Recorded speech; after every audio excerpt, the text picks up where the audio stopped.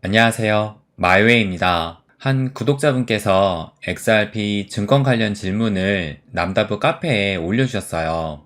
그래서 내용이 좀 길어서 간단하게 말씀을 드리면 이 XRP가 증권으로 되면 어떻게 되는지, 그렇게 되면 그럼 주식시장에 상장이 되는 건지, 그리고 또 왜 우리가 XRP 증권이 아니길 바라야 하는지를 궁금해 하시면서 이렇게 무조건 소송에서 이겨야 한다라는 얘기만 듣고 또 그렇게 돼야 가격 상승하게 된다라는 그런 말만 들어서 좀 답답해서 속 시원하게 설명해 주시면 감사하겠습니다 라고 이렇게 질문을 올려주신 거예요. 그래서 오늘은 이거 관련해가지고 말씀을 드리려고 하는데, 저는 오늘 영상에서 이 XRP가 뭐 증권이냐 아니냐, 뭐 하위 테스트를 통과했느냐 안 했느냐를 말씀드리지는 않을 거예요.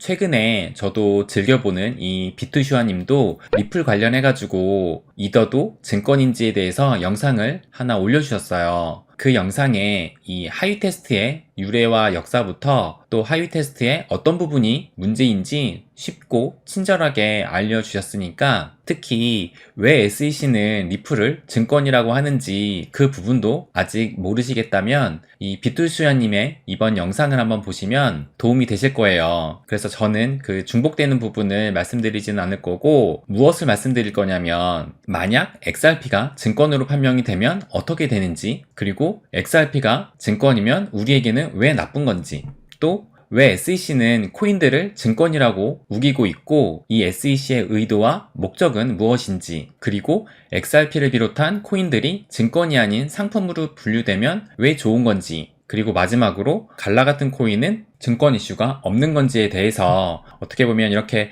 막연히 이 XRP가 증권이면 큰일 난다라는 그런 얘기를 좀 더 넘어서 좀 더 깊숙하게 제 생각을 말씀드리도록 하겠습니다. 그럼 먼저 이 XRP가 증권으로 판명되면 어떻게 되느냐부터 말씀을 드릴게요. 그럼 XRP가 증권으로 판명되면 증권시장에 XRP가 주식으로 상장되는 것이냐, 이것이 또 궁금하실 수도 있는데, 엄밀히 말하면 지금 이 증권이다 아니다가 아니라 증권형이다 증권형이 아니다의 문제예요. 그러니까 리플이 패소했다고 해가지고 이 XRP가 증권이 되면서 주식으로 바뀌면서 주식시장에 상장되는 게 아니라는 거예요. 많은 분들이 이렇게 된다고 착각을 하고, 또 몇몇의 유튜버는 이렇게 주식이 돼서 주식시장에 상장할 수 있다고 또 설명하기도 하더라고요. 그런데 한번 생각을 해보세요. XRP가 주식시장에 상장이 되면 우리 같은 투자자 입장에서 뭐가 나쁘겠어요? 사실 이 제도화된 법의 규제를 받는다는 건 투자자 입장에서는 좋은 일입니다. 이미 주식시장은 투자자 보호제도도 잘 되어 있고, 그리고 규제 법안도 잘 만들어져 있어서 투자자 입장에서는 나쁠 게 없어요. 다시 말해서 XRP가 증권으로 판명이 되면 XRP가 주식시장에 상장되는 게 무서워서 증권이 아니어야 된다고 외치는 것이 아니라는 거예요. 그렇다면 왜 증권으로 판명되면 나쁘냐? XRP가 이 증권형으로 분류가 되면 증권거래법에 의해서 규제를 받게 됩니다. 코인이 증권형으로 분류가 되면 애초에 처음 발행했던 것부터가 문제가 생길 수가 있어요. 리플의 경우 이더리움처럼 ICO를 안 했으니까 발행에는 문제가 없다, 이런 게 아니라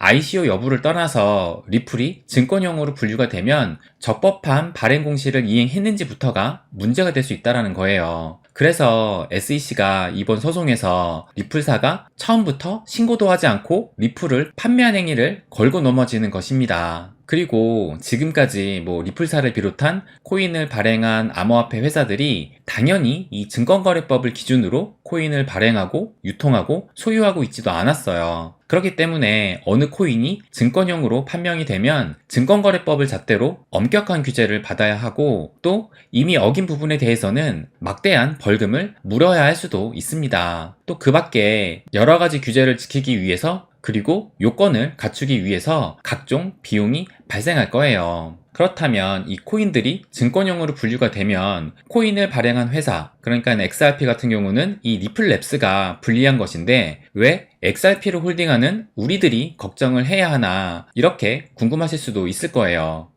우리 속담에 뭐 매도 먼저 맞는 게 낫다라는 말이 있는데, 그런데 지금과 같은 상황에서 매를 먼저 맞았다가는 아마 다리 몽둥이가 아작난다고 저는 생각합니다. 왜냐하면 만약 XRP가 증권형으로 분류가 되면 가장 먼저 반응하는 것은 바로 가격일 거예요. 당연히 폭락할 것입니다. 지금 SEC는 명확한 기준을 제시하지 않고 이 1930년대에 만들어진 이 하위 테스트의 기준을 들먹이면서 너희들이 알아서 이 기준에 맞춰서 발행하고 유통시켜라 라고 말을 하고 있는 거예요. 지금 이렇게 명확한 기준 그리고 제도화 없이 지금 같은 현 상황에서 암호화폐들이 증권으로 분류가 되면 그대로 희생양이 될 가능성이 매우 크다고 저는 생각합니다. 증권으로 분류하는 명확한 기준을 만들어서 이 기준으로 볼 때 A코인, B코인, C코인은 증권이고 D코인, E코인, F코인은 상품으로 이렇게 분류가 되어야 충격을 받더라도 함께 충격을 받고 또 흡수도 함께 할 텐데 그냥 너는 증권이야 하고 이런 지목식 타깃식으로 가면 그 코인은 죽으라는 거예요. 이렇게 애매모호한 증권 분류 방식은 큰 틀에서 보면 이 산업에 투자하는 투자 자금도 쉽게 들어오지 못할 것이고 결국에는 이 암호화폐 전체적인 산업 발전에 저해를 할 것이라고 생각을 합니다. 이 암호화폐가 증권으로서의 성질은 분명히 가지고 있다고 저도 생각을 해요. SEC가 정확히는 윌리엄 힌만이 이더리움은 증권이 아니다라고 했던 이유는 비록 초기에 ICO를 통해서 발행은 했지만 결국 탈중앙화가 되었다고 보기 때문에 이런 수익이 발긴 또는 제3의 노력으로부터 나오는 것이 아니다라고 봐서 이제 더 이상은 증권이 아니다라고 했던 거예요. 그렇게 말하니까 이제 리플사도 우리도 탈중앙화 되어 있는데 왜 우린 증권이라고 하는 것이냐 라고 하고 있는 겁니다. 그렇다면 지금 이 탈중앙화의 기준부터가 명확하지 않고 문제가 있다라는 거예요.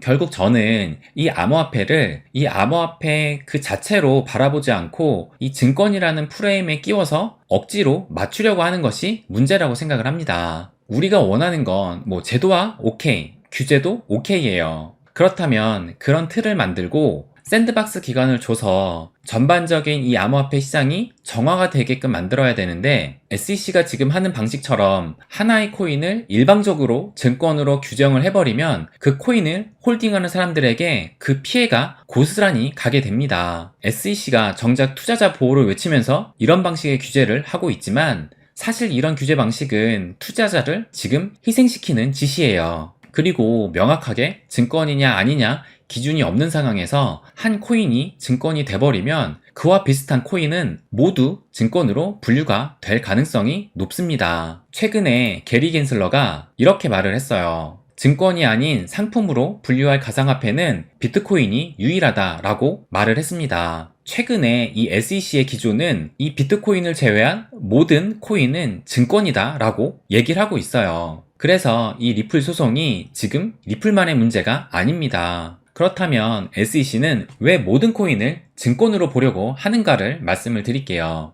원래 이 증권을 취급하는 곳은 증권거래소입니다. 그렇다면 모든 코인이 증권으로 분류가 되면 이 암호화폐를 거래하는 암호화폐 거래소는 증권거래소가 되는 것이고 그렇게 되면 이 암호화폐 거래소들은 무조건 SEC에 등록부터 하고 그 이후에는 엄격한 규제를 받아야 해요. 그렇다고 이 암호화폐 거래소들이 SEC한테 나 이제 등록할게요 라고 한다고 해서 그냥 등록해주는 것도 아닙니다. 그에 맞는 거래소 요건을 또 다 갖춰야지 등록을 해줘요. 당연히 그에 따른 비용이 발생이 될 겁니다. 그렇기 때문에 리플도 소송이 걸리자마자 아직 증권이라고 확정이 된 것도 아닌데도 불구하고 이 미국 거래소들이 자진해서 상폐를 시킨 거예요. 그렇기 때문에 이 SEC 입장에서는 비트코인 빼고 다 증권이야 하면 이 암호화폐 기업도 먹게 되고 이 암호화폐 거래소까지도 먹게 되니까 당연히 계속 증권이라고 우기고 있다고 생각을 합니다. 그렇기 때문에 이 게리 겐슬러가 암호화폐 시장 전체가 이 증시와 같은 방식으로 규제돼야 한다라고 얼마 전에 이렇게 얘기를 한 거예요. 그런데 또 이 CFTC 입장에서도 이런 먹잇감을 두고 가만히 있지는 않을 거예요. 그러니 이 SEC와 CFTC라는 두 사자가 이 먹잇감을 앞에 두고선 서로 싸우고 있는 것이라고 저는 생각을 해요. 그렇다면 이 코인이 증권이 아닌 이 CFTC가 관할하는 상품으로 분류되어 있을 때 장점은 뭐냐면 이 규제가 SEC보다는 상대적으로 덜 제한적이에요. SEC는 매우 엄격한 반면에 이 CFTC는 이 코인 발행이라든지 자금의 모집 과정 이런 것에 관여를 하지 않고 뭐 시세 조종, 뭐 사기, 리스크 관리 등 이런 거래 과정에서의 위법을 위주로 규제를 해요. 그렇기 때문에 이 암호화폐 업계들은 SEC가 아닌 CFTC가 주 관할 부처가 되기를 바라고 있는 것입니다. 그래서 여기를 보면 이 CFTC는 네거티브식 원칙을 기반으로 해서 규제를 한다고 되어 있어요. 이 네거티브 방식의 규제가 뭐냐면 하지 말아야 될 것만 딱 정해두고 이거 하지 말고 나머지는 다 해. 이런 방식으로 규제를 하는 거예요. 그래서 SEC보다 효율적이고 친화적으로 규제가 가능하다라고 나오는 것입니다. 그런데 반대로 SEC는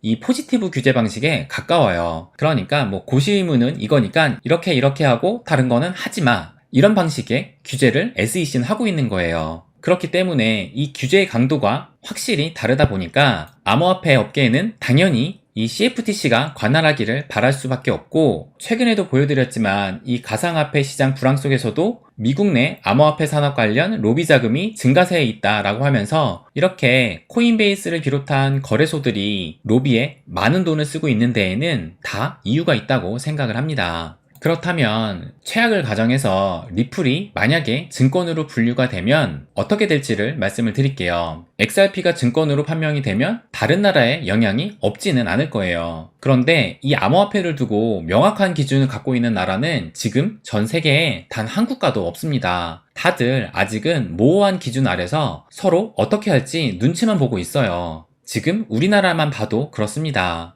그런데 미국이 리플을 증권으로 분류를 하고 증권으로 분류하는 방식을 지금처럼 계속 애매모호하게 가져간다면 다른 나라도 비슷하게 갈 가능성은 커진다고 저는 생각을 해요. 특히 우리나라는 지금 이 법안을 만들고 있는데 계속 미국의 상황을 체크를 하고 있어요. 그러니까 리플이 패소를 한다고 해서 우리나라에서도 업비트나 빗썸에서 바로 상폐시킨다라는 것이 아니라 그런 패소 판결의 기준으로 증권형으로 분류를 해서 규제를 할 가능성이 높다고 생각을 하는 거예요. 그렇다면 또 어느 한 분께서 이 갈라도 증권의 이슈가 없는지를 궁금해 하셔서 저의 생각을 말씀을 드려보면, 이 탈중앙화의 기준이 모호한 상황에서 갈라 게임즈가 열심히 하는 거에 따라서 어느 정도 투자 수익을 기대를 할 수 있기 때문에 뭐 다른 코인도 마찬가지로 이 갈라 역시 100% 증권이 아니다라고 말할 수는 없을 거다라고 저는 생각을 해요. 그렇기 때문에 뭐 증권형이다 아니다 이런 명확한 기준이 없으니까 이렇게 지금 보시는 것처럼 증권 프레임워크 자산 등급을 매겨놓은 이런 사이트도 있습니다. 그래서 이 사이트를 보면 비트코인은 1점으로 해가지고 증권이 아니다라는 거고,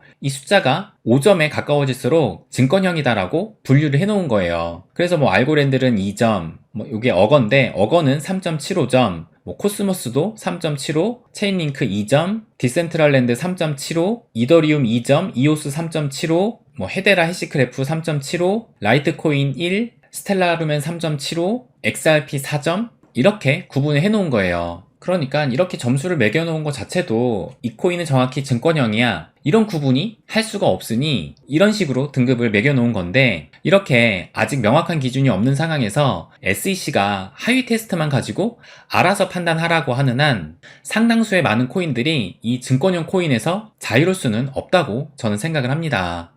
아직 이 암호화폐에 대한 각국에서 제대로 된 법이 없습니다. 사실 코인들이 증권형으로 판명이 나도 앞으로 어떻게 할 건지 뭐 미국도 우리나라도 명확하게 나와 있지가 않아요. 기존 암호화폐 거래소에서 계속 취급을 할지, 아니면 별도의 증권형 거래소를 만들어서 취급을 할지, 아니면 진짜 이 주식시장에 암호화폐라는 별도의 섹터를 만들어가지고 그런 방식으로 거래를 할지 아직은 아무도 모릅니다. 왜냐면 지금까지 법이 안 만들어졌으니까요. 대략 현재 증권거래법이 이러이러하니까 앞으로 이렇게 될 것이다 라는 이런 추측성의 기사만 많은 상황입니다. 그러니까 이 미국이나 유럽, 우리나라가 이런 입법 과정을 거치고 있는 단계예요. 그 과정이 참 더디고 쉽지 않은 문제입니다. 대신 이런 제도가 확립만 되기만 하면 이 암호화폐 시장은 수십 배 성장할 수 있다고 저는 생각을 해요. 그리고 그런 제도 아래서 대다수의 상당한 기업이 이 암호화폐 발행을 고려를 하고 주식과는 별도로 코인을 발행할 가능성도 크다고 저는 생각을 합니다.